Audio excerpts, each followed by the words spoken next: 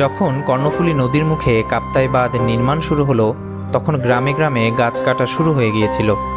গ্রামের এলাকার সকল বড় বড় গাছ, বাগান, জঙ্গল কেটে ফেলা হলো। এই গাছ কাটা ছিল বাঁধ নির্মাণের একটি অংশ, যাতে বাঁধ হয়ে যাওয়ার পর নৌকা বা স্টিমার চলতে অসুবিধা না হয়। তবু কিছু কিছু গাছের স্মৃতিচিহ্ন এখনও রয়ে গেছে, যার মধ্যে উল্লেখযোগ্য হলো তৎকালীন চাকমা রাজবাড়ির কাছের দুটি বড় গাছ। এখনও শুষ্ক মৌসুমে হ্রদের পানি কমে গেলে ভেসে ওঠে স্মৃতি বহনকারী মৃত গাছ দুটি। শুধু গাছই নয়, এখনও হ্রদের পানি মাত্রাতিরিক্ত কমে গেলে ভেসে ওঠে চাকমা রাজবাড়ির ধ্বংসপ্রাপ্ত ছাদ। তখন রাঙামাটির হাজার হাজার মানুষ ভিড় করেন সেই ভগ্নপ্রায় ছাদ দেখতে।